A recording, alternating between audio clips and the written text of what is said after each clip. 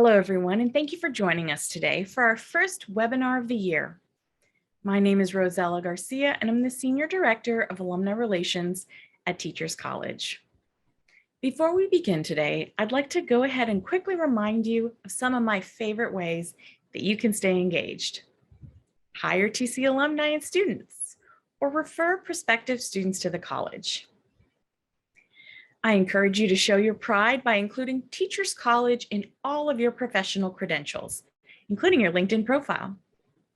I invite you to share your talent and expertise by volunteering to speak at a future TC alumni event, or by joining one of the many opportunities that exist through the Alumni Association. And when the time is right, I hope you'll consider supporting the college financially. By sharing their time and expertise, our incredible alumni speakers make this series possible. We're grateful to our esteemed alumni and faculty who are so willing to share their time and knowledge with the greater TC community. Today, we have a truly special experience in which TC alumna Ruth Gotian will be featured in conversation with Professor Victoria Marsick, Director of TC's Adult Learning Program. And they'll be talking about her new book, The Success Factor, Developing the Mindset and Skill Set for Peak Performance. In fact, today, Ruth is going to share 4 traits that she's discovered among high achievers. If you've already read her book, you'll see right away how rooted to Teachers College her work is. And Ruth, who in my opinion is a high achiever herself, is the Chief Learning Officer and an Assistant Professor of Education in Anesthesiology, and the former Assistant Dean of Mentoring and Executive Director of the Mentoring Academy at Weill Cornell Medicine. She has been hailed by the journal Nature and Columbia University as an expert in mentoring and leadership development. And she is currently a contributor to Forbes and Psychology Today, where she writes about optimizing success. She also has a weekly show and a podcast by the same name, where she gathers high achievers to talk about their journey to success. In 2021, she was named the winner of the Thinkers 50 Radar Award, which has been dubbed the Oscars of Management Thinking. She was also a semifinalist for the Forbes 50 over 50 list and received Teachers College Early Career Alumni Award. I could go on and on about Ruth, but I know we're anxiously awaiting to hear directly from her to learn more about how we can be more successful. So without further ado, please welcome Professor Victoria Marsick and Ruth Gotian. Thank you so very much, Rosella, and welcome, Ruth. It's such a pleasure to be here and to talk with you. It would be nice if we had a fireplace, but we can make do, right? So congratulations on the launch of your book. I just received my copy, and I just want to say how wonderful it is to have it, and I really appreciate having that gift in my mail. And I have read it, fortunately, and so we're going to have a wonderful conversation. So I want to start just a little bit by finding about how you became interested in studying this population. It started as your dissertation here at Teachers College, and how did you get started? And then how did your focus expand as you were translating this dissertation into the book? It's been quite the journey, Victoria, and I'm so excited to talk to you about how to get from that doctoral dissertation all the way to a book that gets published, because it's quite a surreal journey. Mm-hmm. And I actually dusted off my TC admissions application to see what I wrote. And I talked about this. I was passionate about it then, because everyone was always talking about what we called the leaky pipeline, those who were leaving, which is very similar to the Great Resignation that we are facing right now. And I, at the time, was running an MD PhD program. These are physician scientists or students who are going to become physician scientists. And it was really a problem because so many people were leaving. And the National Institutes of Health created a task force to study this. Every conference, there were sessions on it. There were articles and books on it. And I was helping in that effort, but I kept having my eye on the other end of the spectrum. Those who were so spectacular that I thought their work could more than make up for anybody who's leaving. And I kept thinking, how can we make more of those people? So for my doctoral dissertation, I studied the most impressive and impactful physician scientists of our generation. Mm-hmm. And that was my doctoral dissertation. And then I actually thought I would be done with research, but then I couldn't get that out of my mind and the question out of my head. And I said, all right, let's see if the 4 things I found with the physician scientists, if they would hold true with other extreme high achievers.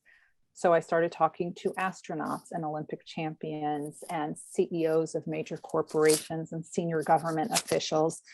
And then I put it all together and wrote the Success Factor. And here we are. That is great. And I noticed that you have people from, as you note in your book, from all walks of life. So what I found so pleasurable in a way in reading it is that it does include the astronauts and the Olympians, but I thought it was the point that you make, maybe you will elaborate a touch on it, is that although we may see it more in these very visible people, that it's something that people can achieve, and they're from all walks of life. That's right. The book really does include people that I thought did tremendous work, mm-hmm. but did not have the same spotlight as mm-hmm. Dr. Fauci or Apollo Anton Ono or any mm-hmm. of those people. So it really shines a spotlight on people who did tremendous work. Mm-hmm. And I thought it was time for their spotlight as well. So you're right. It really does include the mix of both kinds of people. Yes. I mean, I took away one lesson being that perhaps what you were interested in was helping all of us, no matter where we're at, in achieving this. Was that one of your goals? That's exactly right. As soon as I realized that a Nobel Prize winning scientist is just like an Olympic champion figure skater, mm-hmm. that was my aha moment, my transformative moment, if you will, when I realized that success can be learned. And mm-hmm. I have been trained in adult learning and leadership mm-hmm. at TC. So if there's anything I know how to do is how to reverse engineer the process as I've been taught and really create the blueprint. Mm-hmm. Because I really don't believe that people wake up aiming to be average. I think mm-hmm. people want to be successful, don't always know how. And I think there's great lessons that we can learn from these people that really created a paradigm shift in their field. Mm-hmm. And that's what it's all about. Success mm-hmm. is not about notoriety. Mm-hmm. It's about moving the needle. Mm-hmm. That's very well said. And we're going to look a little bit, or you're going to share, I hope, a few of those factors that, make such a difference in that regard. I think in some ways you are a good role model for people who are looking to see what high achievement, can mean. And I'm wondering if you might tell us a little bit about your own career trajectory, and how you got here. What were you doing prior to coming to TC? And what have you been doing since, besides writing a book? TC definitely changed everything. Mm-hmm. My bachelor's and master's are in business, and I started my career a long time ago mm-hmm. in banking and finance. Mm-hmm. And really realized then that you could be good at something and just not enjoy it. Mm-hmm. So I always loved working with students. Mm-hmm. I went back into academia, ran an MD PhD program for 22 years. And it was in the midst of that, at the age of 43, that I decided to, while working and raising my family, to go back to school to really study this idea of success. And I'm so glad I did, because mm-hmm. studying that and studying it deeply mm-hmm. and getting the doctorate from TC just transformed everything. I then became one of, I think, only 2 people at Weill Cornell who transitioned from staff to faculty. Mm-hmm. Started writing for Forbes and Harvard Business Review, and of course, academic publications. Wrote a ton, spoke a ton, wrote a book, and made a few lists. Mm-hmm. Just a few. Well, we're very, very proud of you for doing that. And I know what you just said is really a very important piece of what your book is. And I think one of the gifts that you bring in writing it is that you you are able to try to help us understand this blueprint for success, so that it is accessible to other people if we break it down and we understand what these pieces are. So you wrote about many people. You wrote about, as Rosella introduced, Olympians, astronauts, Nobel laureates, physicians, scientists, but also people in many walks of life. Yeah. And definitely you could show us in the stories, I think, wonderful stories that I won't forget, about how they are extreme high achievers and some of the things that they've done with respect to this. So one of the questions that always comes up is what happens with leadership a little bit. Is this something you're born with, or is this something you can learn? And I wonder if you might tell us a little bit about how these high achievers, were they born with this? Did they learn it? And what in fact might have helped them learn this? I really think it's a mixture of both. Uh-huh. I think there's some sort of innate talent, Mm-hmm. but you can have talent and decide you're going to binge watch Netflix. Mm-hmm. That's really not going to do much to cultivate your talent. You can Mm-hmm. have the raw talent, but then you need things to really get better at it and fine tune it, right? Mm-hmm. You're a diamond in the rough when you start out, Mm-hmm. and it takes a lot of work to get it to glisten. Mm-hmm. So I think these people they really figured out the 4 elements. And yes, they had that natural talent, but it's what you do with it and Mm-hmm. how you work at it Mm-hmm. and how you overcome challenges, because they have challenges too. Mm-hmm. And how you deal with that adversity. All of those things are what help them become high achievers. Mm-hmm. And it's interesting, when I reached out to those people, I said, I am really not interested in what I can Google about you, because Mm-hmm. we wouldn't need to have this conversation. Mm-hmm. I'm much more interested in what's below the waterline, Mm-hmm. the path it took to get there.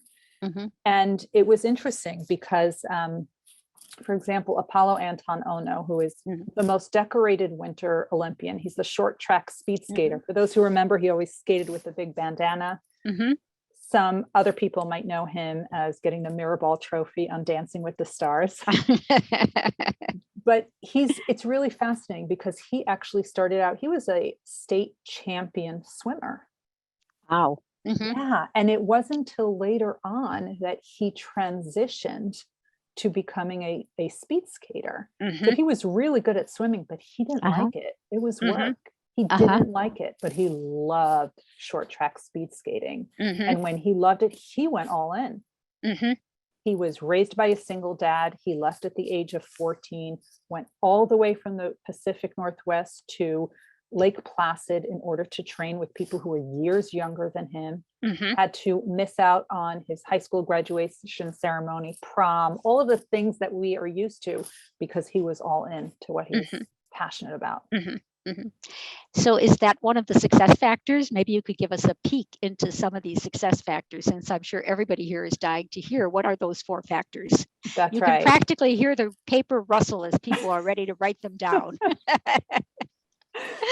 That's right. The first one is your passion and your purpose. And Mhm. I don't mean what you're good at. I don't mean you find your passion, you won't work a day in your life. Mhm. No, we're all going to work days in our lives. Mhm. This is why you were put on this earth. This is something you have to do. You can't not do it. Mhm. It's why you get out of bed in the morning. It's why you can't go to sleep at night. You are all in. So, for example, some of the physician scientists, they're good at science. And maybe they had a family member who suffered from cancer, Mhm. Mhm. and they know how devastating that can be. We all know somebody who has gone through that and the toll that it takes.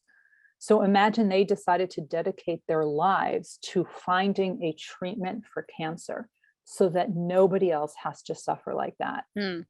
When that is your fuel, Mhm. you're just not going to stop because you hit a bump in the road. Mhm. If anything, you're going to put gasoline on that fire so that it Mhm. burns brighter. And Mhm. once you do that, you just can't stop. You just can't stop. It sounds a little too that passion is really what you love. I'm thinking of the lists that you at some point begin to suggest we do for assessing what our interests are, et cetera, and our Mhm. passion. The And I passion love audit. that list, the passion audit, right? And there was a column that, what you just happen to be talented at, in this case, swimming, right? Yeah, But what you love, which is instead ice skating. that's right. So does love love into this factor, into this factor. It's what, it's interesting because I talked, and it really leads to the second element, which is your work ethic, perseverance, tenacity, grit, whatever word you want to use. You are going to work extra hard at it because you love it so much. So when I spoke to Apollo Anton Ono, for example, the speed skater, he talked about working and he talked about getting into a state of flow, which we know about, right? Because we learned about it.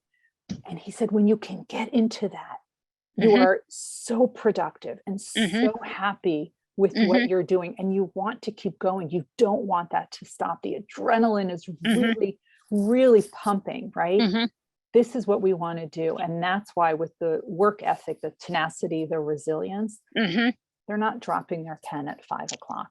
Yes, they want to get the job done.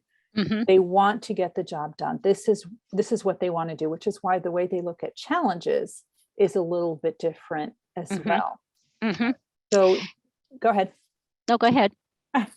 So they don't give up because they understand that every one of those challenges is a learning opportunity. So something that one of my mentors told me, which was actually repeated to me by Dr. Tony Fauci, when I asked him, I said, how do you know which projects to pursue? He has worked on every single major pandemic for years since the Reagan administration. So he had worked on HIV, AIDS, Ebola, SARS, and now COVID. And he said, if you do something interesting, it becomes a hobby because it's interesting to you. But if you can do something important, that will have an impact, and the impact will have a ripple effect. So look for what's important. And when it's important, that loops back into your passion and you can't stop. This is why you were put on this earth. It's not about working 18 hours a day. It's definitely about working smarter, not just harder, leveraging your peak performance hours. And the passion audit that I talk about in the book is really how to distill the difference between what you're good at and what you're passionate about and what you want to give up doing.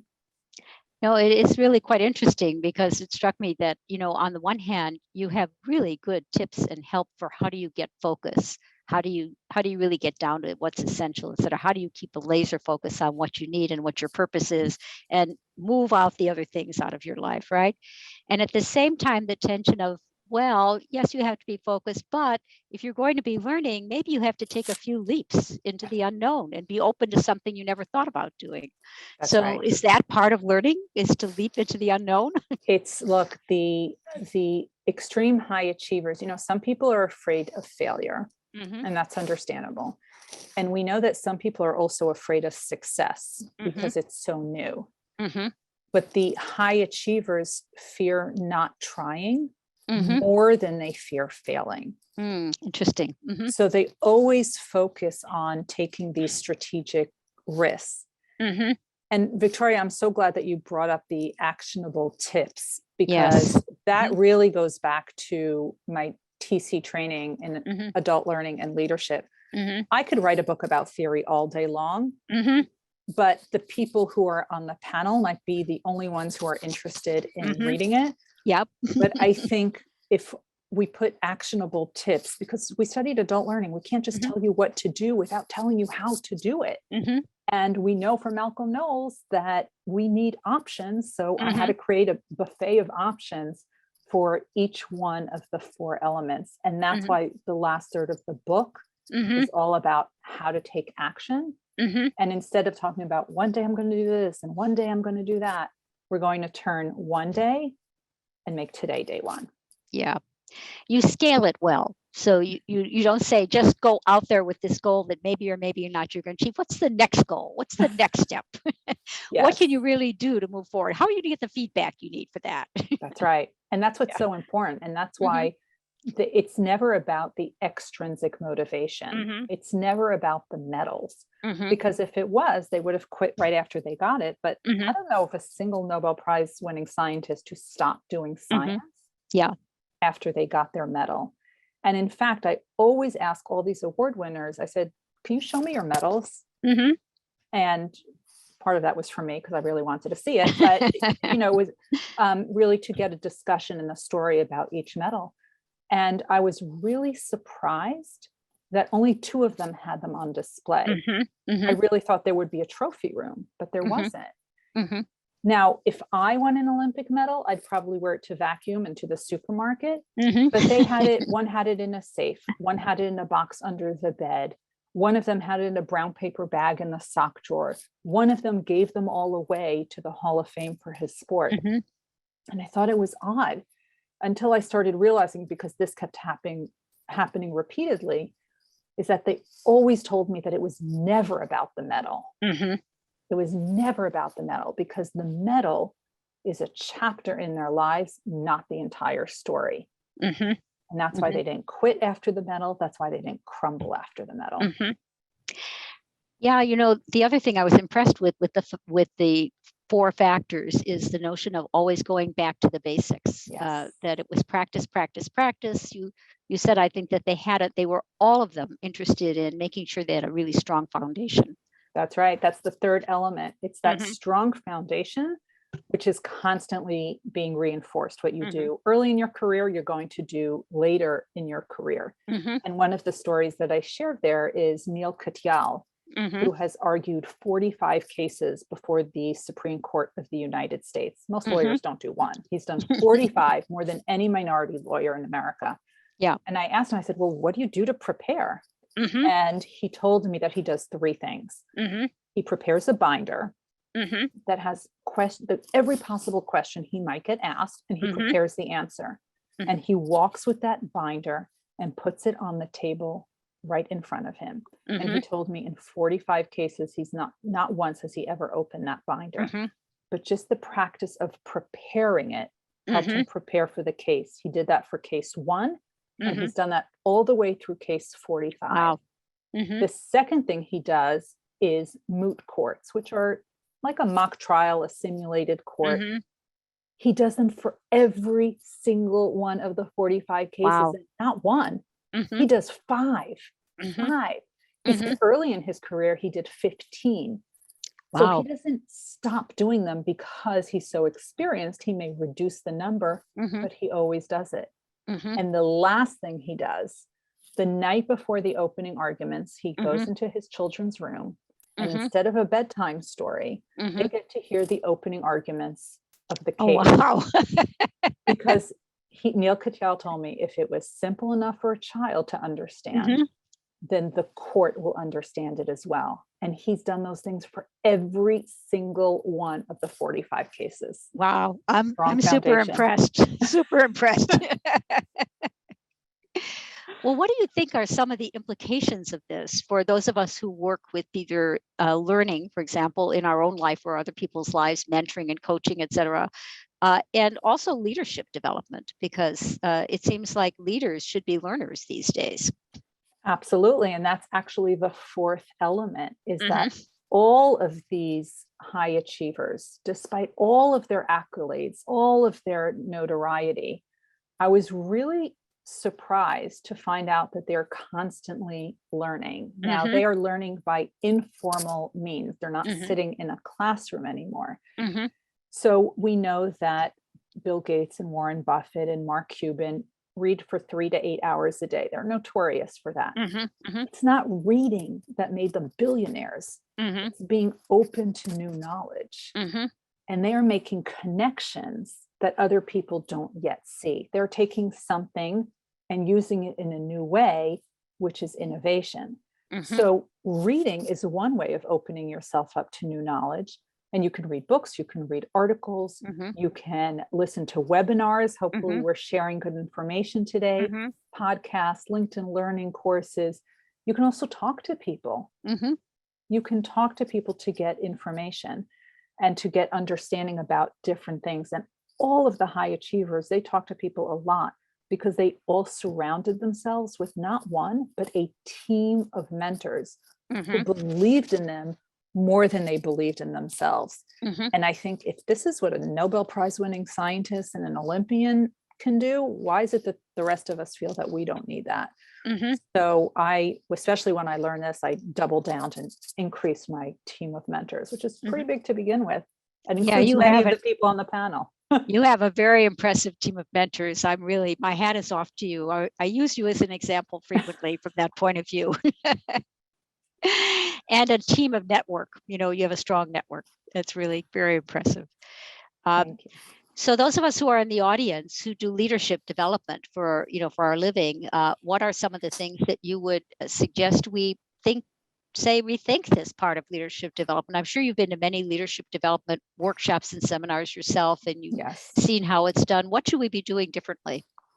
I really think that we need to really get back to the basics and get back to the why. Why are people here? Why are they doing it? What is their point of passion, if you will? And I actually would do this with the students all the time when they were saying that this was too overwhelming, it was too much. I would literally pull out their admission essay to remind them of their why, to figure it out. Nice. And Dr. Marie Volpe, in one of the courses, I remember her vividly asking everyone, why are you here? Why are you going through this doctorate? She was getting at people's why.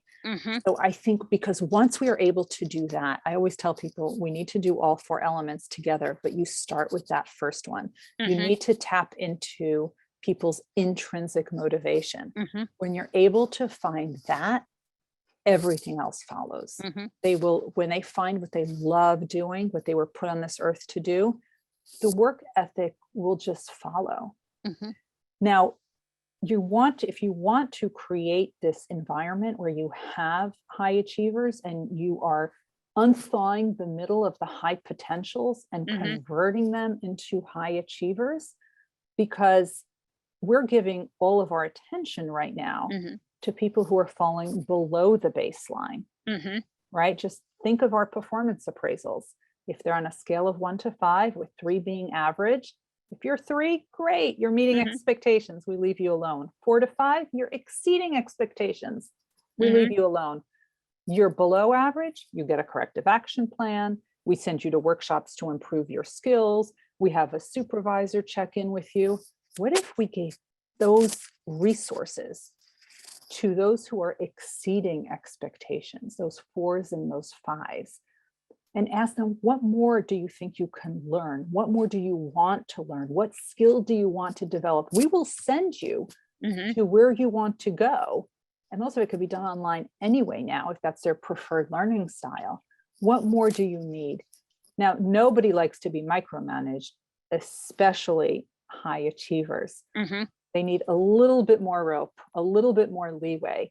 We need to give them a framework, but you sort of need to let them go within that framework, and you will see that is when the creative juices really start.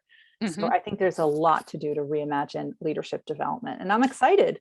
Yes, it's very exciting. And I think that it really speaks a lot of your book talks about relationship building. And it seems like, particularly as younger workers are coming into the workforce, that's very important to them, to keep them involved. And they want to move and create and be helped to achieve. So I think that's a really good point for us to take into consideration if we're leaders, right? How do we develop and support the intrinsic motivation of the people we're supporting and who follow us?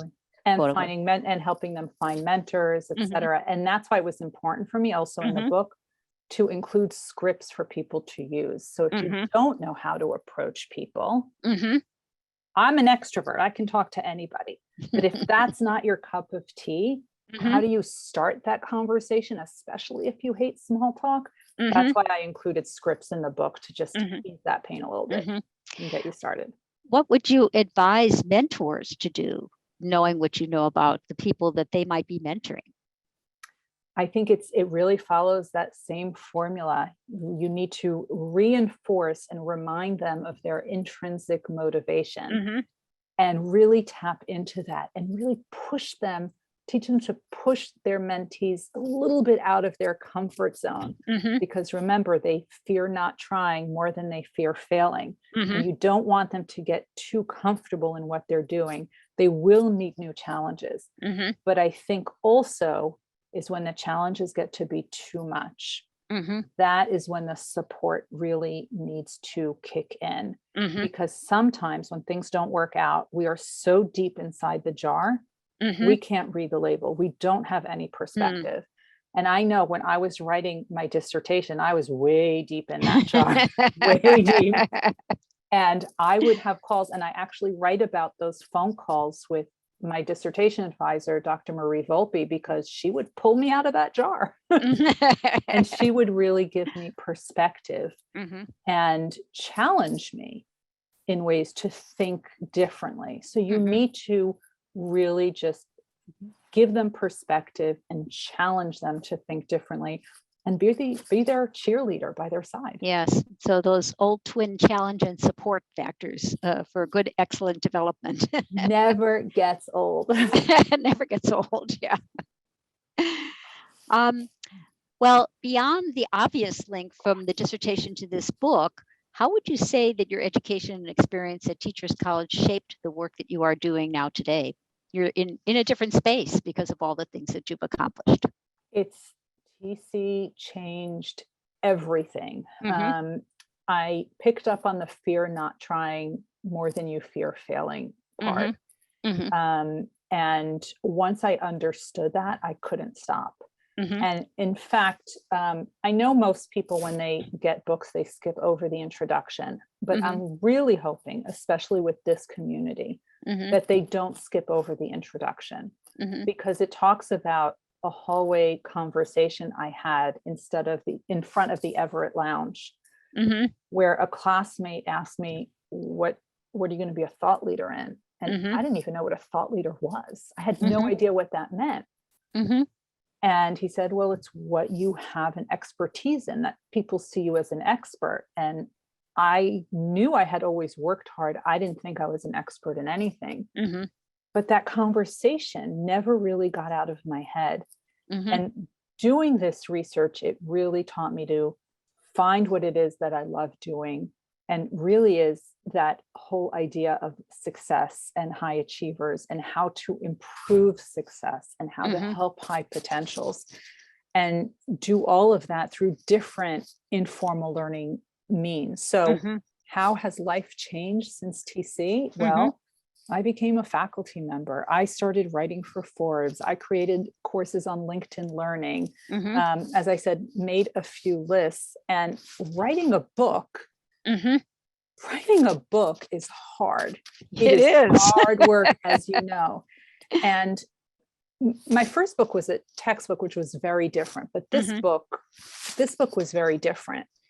And I was actually writing the proposal while in quarantine.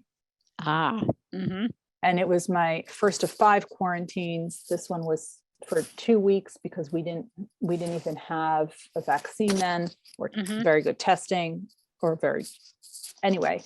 And I keep bringing her name up, but I actually reached out to Marie Volpe and I said, you've written some books. You know how to write. Can you look this over and help me out here? And she did. And she did. And I have reached back repeatedly to different TC faculty for all sorts of things. You and I worked on a grant together. Dr. Ellie Drago-Severson is actually coming to give a workshop for the faculty next week. Marie Volpe constantly helps me all the time. John Allegrante came to Cornell one time and we had lunch together. Katie Embry and I were always chatting all the time. So there's just, it doesn't stop, right? You can't, look, I am the ambassador of TC Happy because I think it was so transformative. And in fact, when the book came out, one of the first articles, the first reviews of the book was by Brittany Chambers. Oh, wonderful. Another TC alumna. That is wonderful. That was in Forbes, one of the first reviews. That is really wonderful. And that's actually a perfect segue, because you've now mentioned the 3 of the 4 members of your committee, your dissertation committee, and we have them with us to ask some further questions of you. Professor John Allegrante, who popped on the screen just now, Dr. Katie Embray, who is next to him. And somewhere here we have, there's the famous Dr. Marie Volpe. That's So we're infamous. Infamous. I like infamous better. infamous. Okay, the infamous Marie Volpe. Infamous is better. We should start with Marie, actually. I say that because one of my students' husbands has named me the what did he call me? The outlaw saint. I love that. That is great. And I'm wondering, Marie, since you are the outlaw saint, maybe you would give us a little advice. And for people who are here and any of us who are looking to become more, to really activate that high achievement button inside of us, what first steps would you recommend to us? You clearly recommended many things to Ruth. just based on my very long experience, my years on the planet, it took me so long to really know and appreciate self. Mm-hmm. That doesn't require knowing self, that doesn't require external validation. Oh, I sought after that with every Exxon manager I ever tripped over. and sometimes in teachers' college, when we're doing the coursework, for example, we always are looking for that approval. But I think and I suspect that our high achievers, the ones that Ruth, who epitomizes lifelong learning, I think they understand this idea of knowing self. Now, combined with knowing self, though, is something that's, I think, very important to me, and that's humility. So when I started to read the introduction, and while it was beautifully written, thank you, Ruth, for those kind words, but yet at the same time, it made me blush, because I think there is an intrinsic, innate connection between humility and leadership. What do you think about that, Ruth? It's absolutely right. And every single one of the high achievers, when I approached them, I said, well, on my scale, you came up as a high achiever. And every single one would say, I am. Yeah. And I would say, you got the Nobel Prize. If you're not a high achiever, what does that say about the rest of us? And it was interesting. One of the astronauts who's in the book, there was a virtual launch party on Tuesday for those people who are in the book and endorse the book. And one of the astronauts texted me and he said, oh, will Dr. Fauci be there?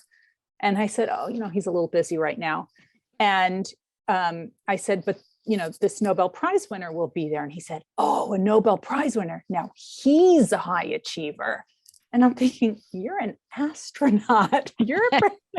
So everyone thinks that someone else is actually achieve more, can achieve more than them and is more spectacular than them.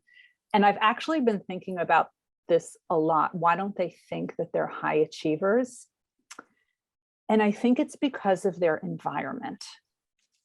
When everyone around you is doing these things, it becomes the new norm. It becomes the baseline.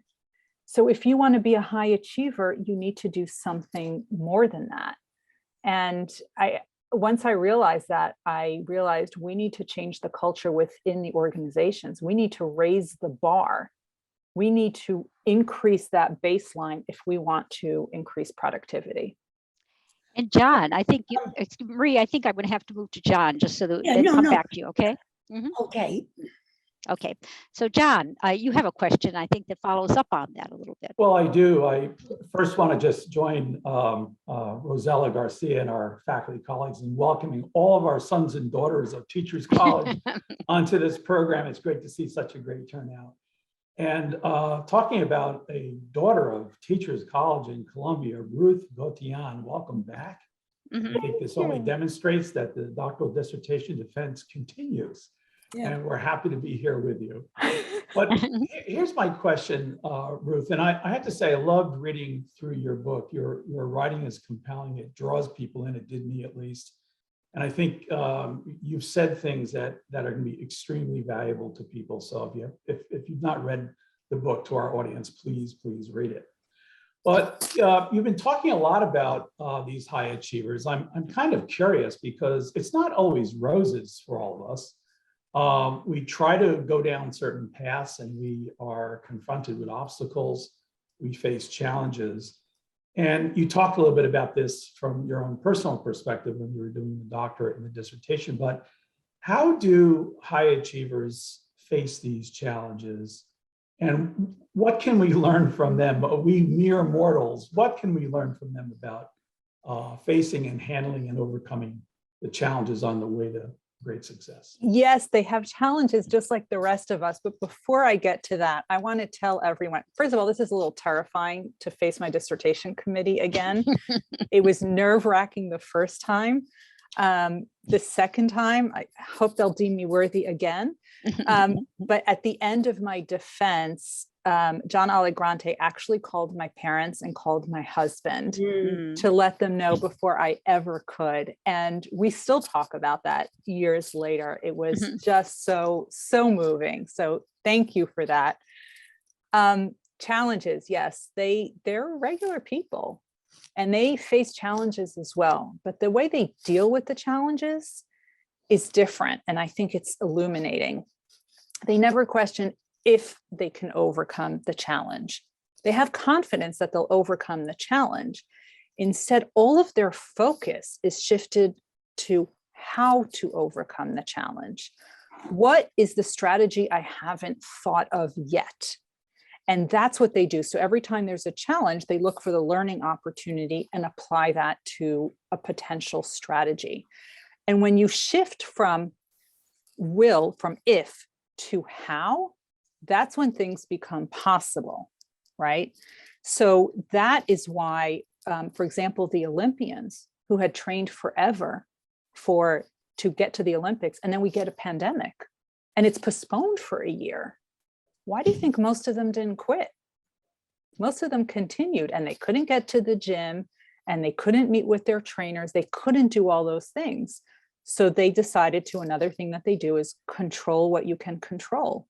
Can't control the pandemic, can't control that you can't go to the gym, but they can control what they're eating, they can control what they're drinking, they can control their sleep, and they could do workouts at home. And they figured out how to do those workouts through Zoom with their trainers, with their coaches.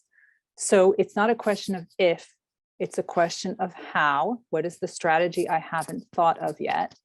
And this is actually where one of the stories that I share is one of the people who doesn't have a global notoriety yet, even though on Monday she made the Thinkers 50 radar list, is Dr. Debbie Heiser, who as a graduate student in her 20s changed the way depression is diagnosed in nursing homes. Wow. Millions of people can forever be grateful that she took on Medicare in her 20s to make sure that depression is correctly diagnosed in those who are in those senior centers, in those nursing homes. So Victoria, I'm prepared to sign on line one and vote high honors for this defense.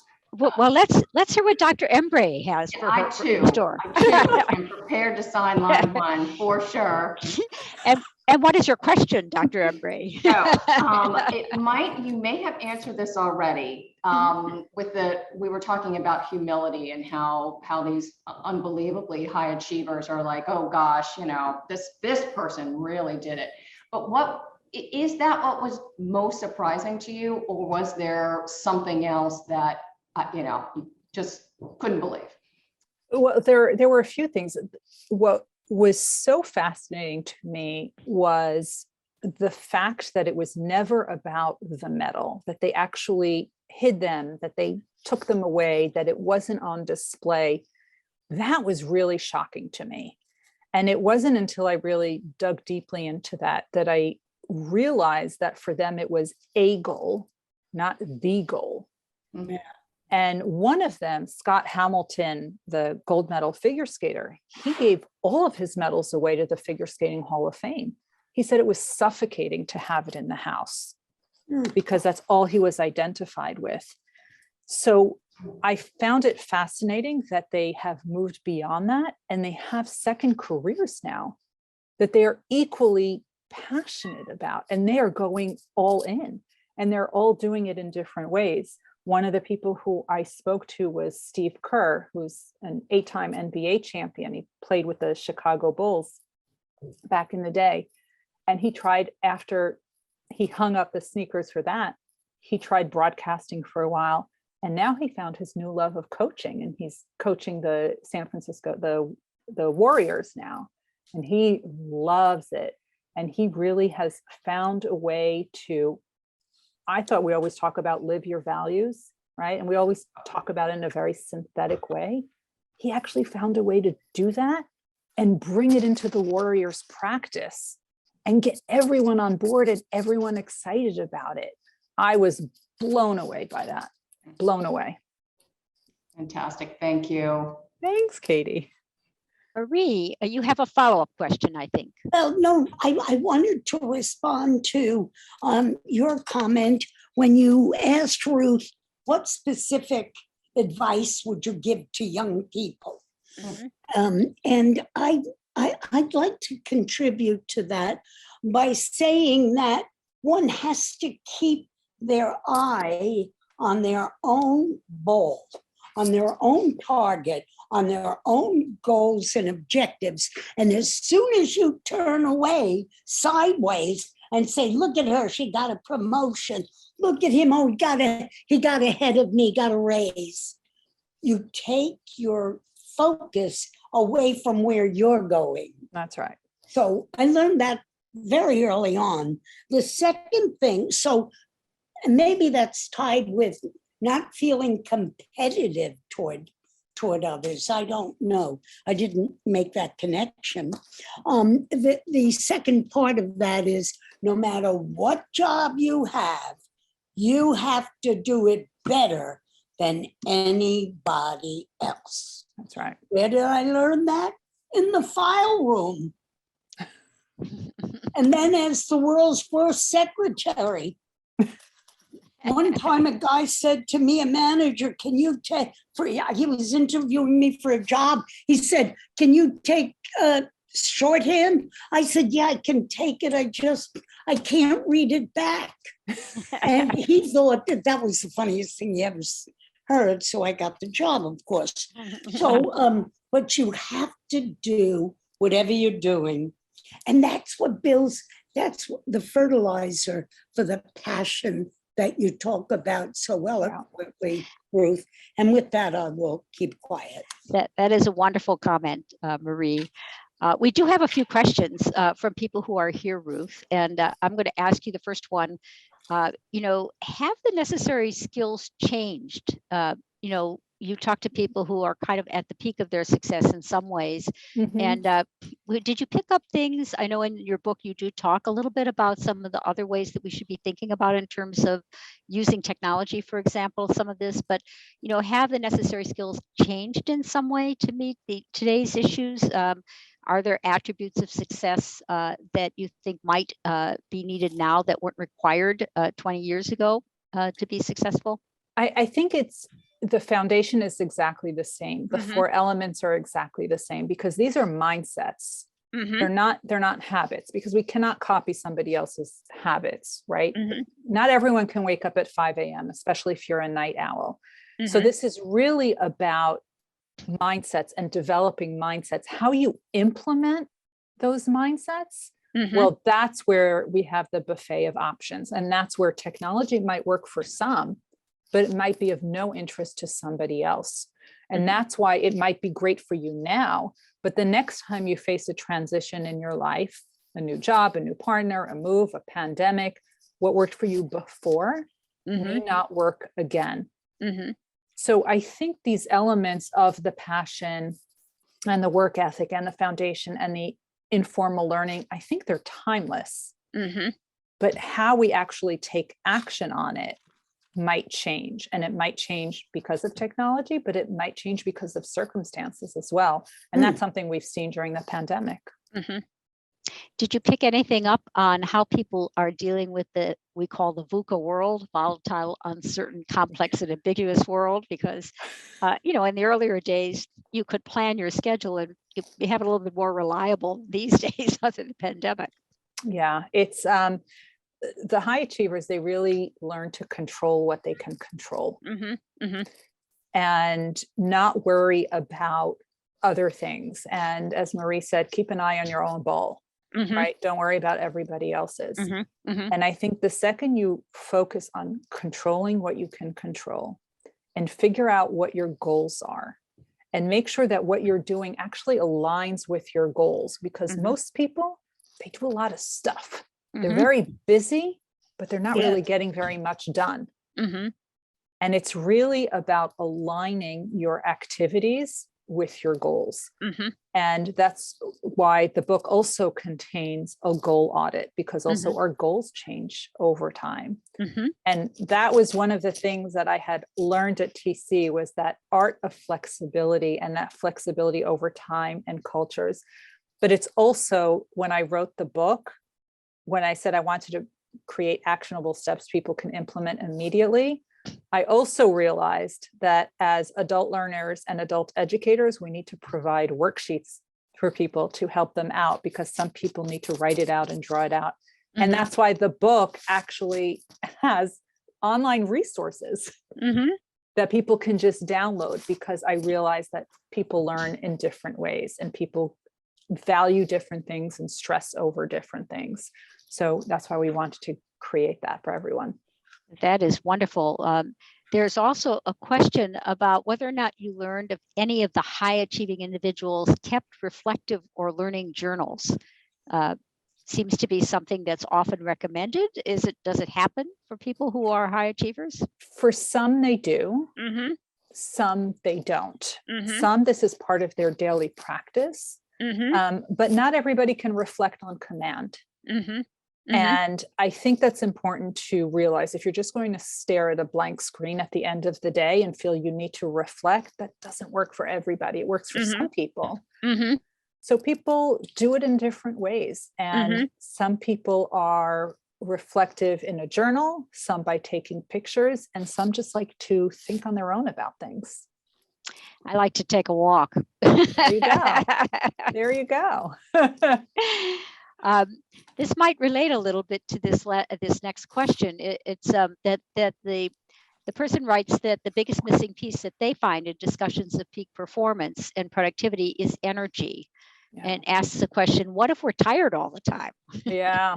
Something we can resonate to periodically. I get that. And as someone who was working full time and had a family and elder care for her parents and worked on a doctorate, I get that exhaustion all the time.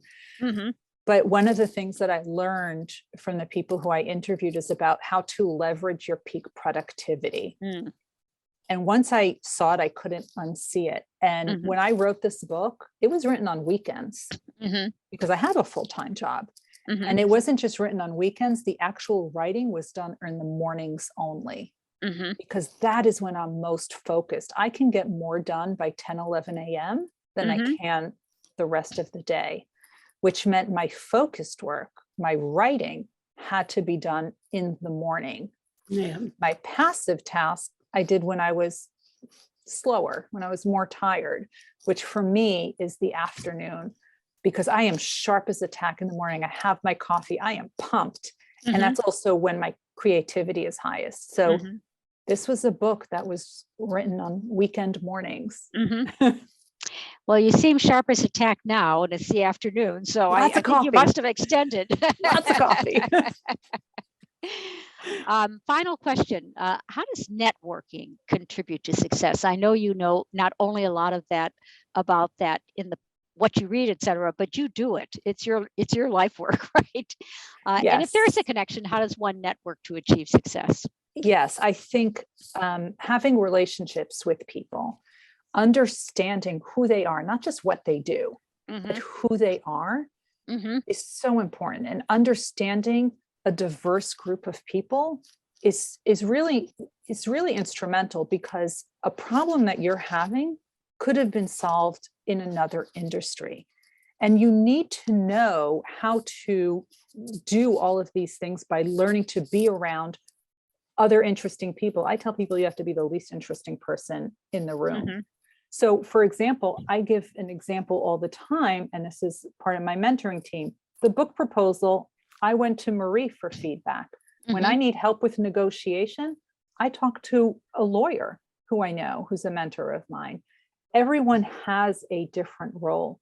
Knowing how to approach people, that's more about giving more than you're ever taking. And everyone has something that they can offer someone else. If I can help a Nobel Prize winner with a book marketing, little old me, to a Nobel Prize winner, I'm telling you, we all have something that we can offer something to somebody else. My youngest son mentors people who are younger than him, who want to be magicians. There's always something that we can do, always something that we can offer. Well, thank you so much, Ruth, Victoria. We are just really grateful to you for sharing your time and your expertise with us. I think I can speak for everyone here saying that we are going to put some of these notes we took to good use and work on honing our own skills for success.